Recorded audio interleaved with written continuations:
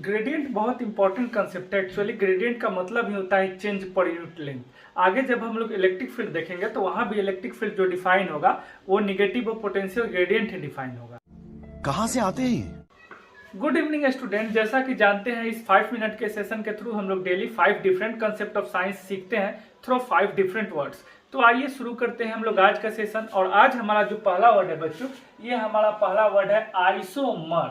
अब आइए आइसोमर का मतलब क्या होता है वो हम लोग समझते हैं। जब आप बुक पढ़ेंगे तो आपको देखने को मिलेगा कि दो कंपाउंड है जिनका कि physical property chemical property different होगा, केवल मोलिक्यूलर फॉर्मूला सेम होगा, ऐसे बहुत सारा। बट इसका जो एग्जैक्ट कंसेप्ट है ना, वो ये कंसेप्ट है बच्चों कि two different compound having same molecular formula known as isomer. जो आइसोमर होते हैं ना, वो पूरी तरह दो अलग अलग कंपाउंड होते हैं। उनमें क्या समानता होती है, तो सिर्फ उनका केमिकल फॉर्मूला ही सेम होता है। आइए इसको हम देख लेते हैं। जैसे हमारे पास एक कंपाउंड है जिसका रासायनिक सूत्र है, केमिकल फॉर्मूला है C2H6O। ठीक है, अब अगर हम लोग इसको लिखना चाहें तो इसको हम लोग कैसे लिख सकते हैं, CH3CH2OH। और इसको हम लोग कैसे लिख सकते हैं बच्चों, CH3OCH3। ठीक है, तो ये फर्स्ट वाले केस में ये हमारा हो गया इथाइल अल्कोहल, जिसको हम लोग क्या बोलते हैं बच्चों, इथेनॉल। ठीक है, और ये सेकंड वाला केस हो गया, ये हमारा ईथर हो गया, जिसको हम लोग और में क्या बोलते हैं बच्चों, डाइमिथाइल ईथर।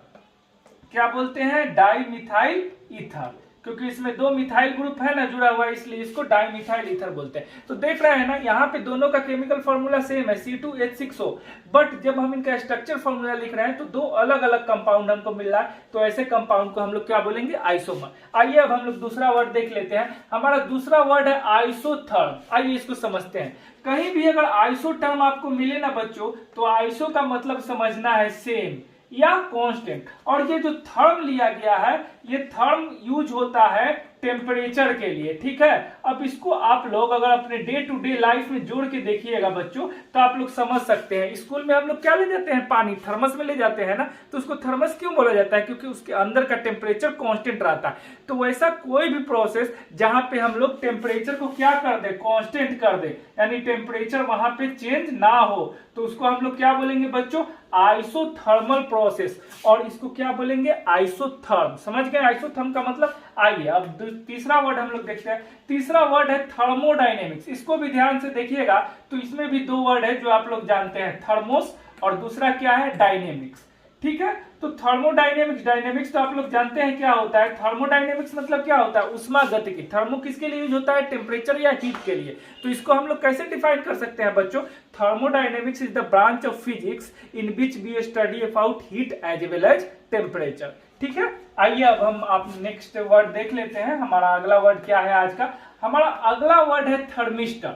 अब जब इसको आप ध्यान से देखिएगा ना बच्चों, तो ये भी दो वर्ड से बना है, थर्मोस और दूसरा रेजिस्टर।